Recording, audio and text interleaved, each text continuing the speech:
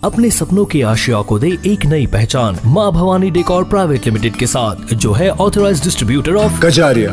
देश की मिट्टी से बनी टाइल से देश को बनाते हैं। और जहाँ मिलती है सभी प्रकार के Indian and imported granite, marble, sanitary एवं कोटा स्टोन का अनोखा एवं आकर्षक संग्रह। माँ भवानी डेकोर प्राइवेट लिमिटेड मतलब a complete floor solutions. New 0 mile Dadar road, Muzaffarpur. Call 993475 Bihar में मतलब कि जैसे हर साल मतलब कि जैसे गर्मी के समय में चमकी बुखार पर हो जाता है, एड्स चमकी बुखार हो जाता है, और सरकार भी ध्यान जो है, आप लोग भी जागरूकता करते रहते हैं। चाइल्ड स्पेशलिस्ट के रूप में मिर्जापुर में प्रसिद्ध हैं आप, कैसे बचना चाहिए वो बताएं सर। मुजफ्फरपुर में काफ़ी ध्यान दिया गया है गवर्नमेंट ऑफ इंडिया के द्वारा भी और बिहार सरकार के द्वारा भी। SKMCH का जो अभी पेडियाट्रिक डिपार्टमेंट है और जो विभाग बना है, सारा एयर कंडीशन है। 20-25 बच्चा के डॉक्टर वहाँ पे ड्यूटी में रहते हैं पूरे शिफ्ट वाइज, और काफ़ी अच्छा इलाज होता है। बच्चों को रात में बिना खाए हुए नहीं सुलाना होता है, पानी अच्छे से पिलाना होता है, धूप में निकलने से थोड़ा सा बचना पड़ता है, और लीची उची का कच्चा लीची, सड़ा हुआ लीची बच्चा न खाए, इसका ध्यान देना होता है। बट मेनली ये वायरल इलनेस होता है। इस पर मेरा एक टॉक पहले भी दूरदर्शन पे हुआ है 2-3 साल पहले मुजफ्फरपुर दूरदर्शन केंद्र पे।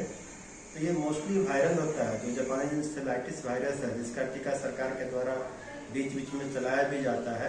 तो ये वायरस की वजह से होता है, जिसमें ब्रेन में इन्फेक्शन होता है, और इसी को हम लोग AES एक्यूट इंसेफेलाइटिस सिंड्रोम बोलते हैं। इसमें बच्चा बेहोश हो जाता है, कई बार हाई फीवर होता है, कन्वल्सन होता है, इसमें आँख तरेड़ दिया, मुंह ऐसे ऐसे करने लगता है, हाथ पैर में झटका आ सकता है। इसको हम लोग सीजर या कन्वर्सन बोलते हैं। ये भी एक इम्पोर्टेंट फीचर है। कई बार बिना कन्वर्सन का भी बच्चा बस बेहोश रहेगा, या लगेगा कि आधा बेहोश है आधा होश में है। कल परसों भी एक बच्चा यहाँ पे आया था जिसमें इस तरह का कुछ फीचर मिला है, जिसको जैसे ही हम लोग को पता चला है उसको इसके हमने रेफर करके भर्ती करवा दिए हैं। तो यही सब है। अभी देखा जा रहा है कि अभी बच्चे में मतलब कि पढ़ने वाले बच्चे हैं, भूलने की बीमारी ज्यादा बढ़ रहा है। ऐसा क्यों हो रहा है? ऐसा इसलिए हो रहा है कि पहले हम लोग के पास देख रहे हैं ना, अभी आप इंटरव्यू में आए हैं तो एक iPad खोल के हम अभी पढ़ रहे हैं, कभी पढ़ते हैं, कभी कान में लगा के YouTube का वीडियो देखते हैं। कहा जाता है कि पहले एक जिंदगी में जितना एक आदमी इंफॉर्मेशन जितना लेता था, आजकल हर महीना में ही उतना इंफॉर्मेशन मिलता है। इतना ज्यादा इंफॉर्मेशन है डिजिटल एज में, आप समझ ही रहे हैं कि पूरा दुनिया मेरे मुट्ठी में, मतलब मेरे मोबाइल और मेरे iPad में है। अब ये मेरे ऊपर डिपेंड करता है कि मेरे काम का क्या चीज है, बस हम लोग उतना ही फोकस करते हैं। कोई भी रेस्पॉन्सिबल सिटीजन, वो पढ़ने वाला बच्चा हो या हमारे जैसे काम करने वाला हो, हमें कौन सा टॉपिक पढ़ने से या देखने से फायदा होगा, या तो हमारे प्रोफेशन में उसका फायदा है, या हम कभी कहीं बोलने डिजिटल लाइफ बिताते हैं।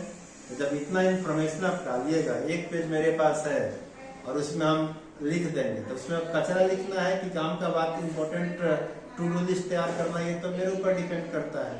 अगर आप कचरा लिख के कुछ भर दीजिएगा तो जगह आपका फुल हो गया, तो जब स्पेस बचेगा नहीं, तो सिर्फ काम का चीज अगर आप अंदर डालने देते हैं तो ठीक रहेगा। बाकी इतना तरह का वीडियो एंटरटेनमेंट का, इधर ये हो गया, इधर ये हो गया, इधर न्यूज आप सुन के उतना कुछ अगर भर रहे हैं, देखते हैं न्यूज के चैनल ना, हम लोग नहीं देखते हैं।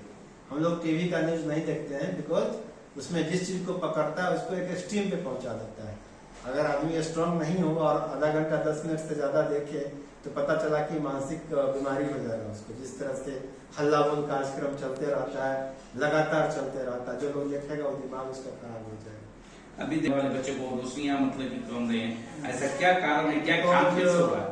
जो ये जो आप iPad देख रहे हैं, ये एप्पल कंपनी का बना होता है, जो टीम कुक से आया था दिल्ली में, मुंबई में। ये वन ऑफ द बेस्ट मतलब टेक्नोलॉजी कंपनी, दुनिया का नंबर 1 माना जाता है, जो iPad और iPhone बनाता है। अब मान लीजिए सेम चीज iPhone जैसा ही चीज स्मार्टफोन सब लोग रख रहे हैं, 5,000 में, 8,000 में, 10,000 में मिलता है। कहीं ना कहीं तो क्वालिटी का डिफरेंस होता है। जो आप मर्सिडीज गाड़ी चढ़ते हैं और एक मारुति 800 और अल्टो लेके चलते हैं, तो कहीं ना कहीं तो क्वालिटी का डिफरेंस है, तभी लोग इतना पैसा लगाता है।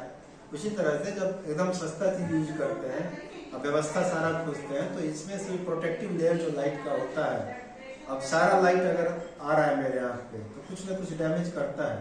आप लगातार 6 घंटा 7 घंटा दिन में देखते हैं, कुछ कुछ देखते रहते हैं, सब लोग देखते हैं आजकल। तो उसमें अगर क्वालिटी स्क्रीन आपका नहीं है, उसका ग्लास क्वालिटी का नहीं है, तो ज़्यादा असर करता है। हम लोग के समय में ये नहीं था, तो हमारा चश्मा 40 साल में लगा है, बेटा का चश्मा अभी 15 साल में 17 साल में लग गया, और अभी 5 साल 6 साल के बच्चे को भी लगता है। अभी आंख वाले डॉक्टर के पास गए थे, तो जितना बच्चे आए, मुझे लगा कि हम लोग तो उतना नहीं सोचते हैं कि इतना बच्चा आंख वाले डॉक्टर के यहाँ लाइन लगाए हुए रहते हैं। तो समय के साथ ये सब परिवर्तन हो रहा है। अभी छोटे बच्चे को डायबिटीज हो जा रहा है, 10 साल के बच्चे को डायबिटीज हो रहा है। वो बहुत रेयर चीज है। इतना 20 साल के प्रोफेशन में अभी तक में 4-5 से ज्यादा मरीज अभी तक हम लोग को नहीं मिला। मेरे कैरियर में 20 साल में 5 मरीज मिला है, मतलब वो उतना कॉमन नहीं है। जिसको टाइप 1 डायबिटीज बोलते हैं या आईडीडीएम हम लोग बोलते हैं, जिसमें कोई दवाई नहीं होता, उसमें सिर्फ इंसुलिन ही दे सकते हैं। जो बड़े लोगों में होता है, सियाना लोग में, उसमें आप गोली भी खाते हैं, आराम से काम चलता है। जब काम नहीं चलता है, बच्चा का नंबर बढ़ता है, ये रिस्क ऑफ प्रीमेच्योरिटी बढ़ते जाता है, कई गुना बढ़ते चला जाता है। तो अपनी ओर से क्या संदेश देना चाहेंगे? आज मदर डे भी है, और इसके लेके कैसे देखभाल करना चाहिए बच्चे को, वो बताएं। कल तो मैं एक मैडम के सौजन्य से सिनेमा देख रहा था नेटफ्लिक्स पे, आप लोग नाम सुने होंगे या नहीं, Mrs Chatterjee versus Norway. Bengali family, Mrs Chatterjee, real story पे बेस्ड है। नॉर्वे में लोग रहते थे हस्बैंड वाइफ, बच्चा उसका 2 था। अब वहाँ क्या करता है कि कहीं से उसको पता चला, वो 2 नॉर्वे के एजेंसी को, 2 लेडी को उसके घर में 2 सप्ताह के लिए भेज दिया कि कैसा रियरिंग बच्चे का हो रहा है। अपने यहाँ कल्चर है कि हम लोग हाथ से खिलाते हैं बच्चे को, वहाँ स्पून से चलता है। अब टिक्का उक्का कर दिए बच्चे को। अब वो इन सब बातों को लेके ऐसा किया कि मम्मी जो है सही से बच्चा नहीं पाल सकती है, इसको लेके दोनों बच्चे को वहाँ सरकारी मतलब हाउस में, जो हाउस होता है उस हाउस में, एडॉप्शन हाउस में डाल दिया। इसी पे पूरा स्टोरी बेस्ड है। और केस हुआ, फिर मम्मी कितना कोशिश करती है, पूरा वहाँ के लॉयर से, सरकार से, फिर इंडिया में उस केस को लाई, मतलब पूरा जी जान लगा के दोनों बच्चे को अपने अंदर लिया, मतलब अपने पास ली। पूरा बहुत बड़ा उस पर पूरा स्टोरी ही है। एक मम्मी का जो कंट्रीब्यूशन होता है वो अनपैरेलल्ड होता है, उसको फादर से या किसी और से कंपेयर नहीं किया जा सकता। बच्चे सर बताए। मैं डॉक्टर विनोद हूँ। मैं पिछले 21 साल से पेडियाट्रिशियन का काम करता हूँ। केजरीवाल में 5 साल सेवा दे चुका हूँ। जब मैं एमडी करके पीएमसीएच से आया था, उसी साल केजरीवाल ज्वाइन किया था 2002 में, और 5 साल काम करके 2007 में सरकारी जॉब ज्वाइन किया। वो 2 साल करके मुझे लगा कि इसमें मेरा बहुत अच्छा नहीं होने वाला है, तो मैं अपना सेटअप खोल के, और यहाँ पे बच्चा का और लेडीज का दोनों फैसिलिटी है, और बेसिक से लेके पूरा वेंटिलेटर, सीपैप जो भी होता है, मीन्स हाई एंड केयर जो होता है, जितने बेड्स हैं सारे ऑक्सीजन कनेक्टेड है सेंट्रल पाइप से, मतलब सिलेंडर कहीं रखा रहता है और सारा बेड पे ऑक्सीजन अवेलेबल है।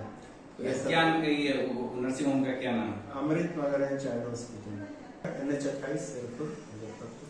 Contact number 9431209075। डायबिटीज होता है, उसमें सिर्फ एंड सिर्फ इंसुलिन ही काम करता है, दूसरा कुछ भी काम नहीं करेगा। और अगर डायग्नोसिस बच्चा में होता है तो वो जिंदगी भर के लिए उसको इंसुलिन लेना पड़ेगा, दूसरा कोई उपाय ही नहीं है। अब ये है कि आजकल टेक्नोलॉजी थोड़ा सा हेल्प करता है, पैच उच लगा के काम चलता है, पैच लगा दीजिए, जब शुगर लेवल थोड़ा कमेगा वो डोज डिलीवर कर देगा। फिर भी मुजफ्फरपुर में वो सब हाईटेक आने में थोड़ा वक्त लगेगा, लेकिन वो बहुत ही खराब चीज होता है। जिस फैमिली में होता है समझिए उसका बर्बादी है। 8 साल 10 साल में डायग्नोस होगा, और वो जिंदगी में बच्चा जब तक सियाना होगा या जब तक जिंदा रहेगा, उसको हमेशा हर दिन इंसुलिन लेना पड़ेगा, दूसरा कोई उपाय नहीं होता। बच्चा जन्म के बाद सही रहता है, और 2 साल 4 साल के बाद बच्चे को हकलाने के लिए बीमारियां ज्यादा बढ़ रहे हैं, ऐसा क्या कारण? कुछ जेनेटिक भी होता है। कुछ फैमिली में अगर हमेशा माहौल थोड़ा टेंस है, या बहुत ही उसको कन्फाइन करके रखा गया, बउआ ये मत कर, बउआ ये मत करना, उससे बात मत करो, इधर मत जाओ, तो अंडर प्रेशर और कोई बच्चा ग्रो करता है। अब कुछ जेनेटिक भी होता है। फैमिली में अगर कोई ऐसा है, बाप है या दादा है, कोई ऐसा है जो हकलाता था, तो उसका कुछ ऐसा बच्चों पे आ सकता है। ये मल्टी फैक्टोरियल होता है, कोई एक चीज को आप ऐसा नहीं कर सकते हैं कि बस इसी की वजह से ऐसा हुआ। ये मल्टी फैक्टोरियल होता है, जिसमें जेनेटिक, फैमिली का रियरिंग एनवायरमेंट कैसा है, ये सब। सांस फूलने की बीमारियां मतलब छोटे बच्चे में ज्यादा पाई जाती हैं। मोस्टली एलर्जी के नेचर होता है, जो मुजफ्फरपुर का आप लोग निकालते रहते हैं कि बहुत प्रदूषण है, दिल्ली प्रदूषित है, हर जगह प्रदूषण है।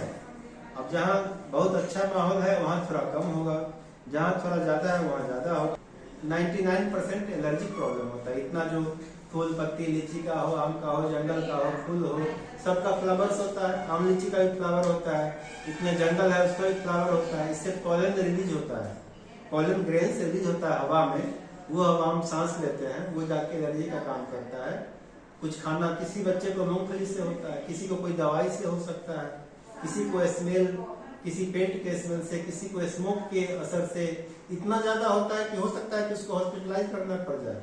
कई बार तो किसी का जान चला गया है।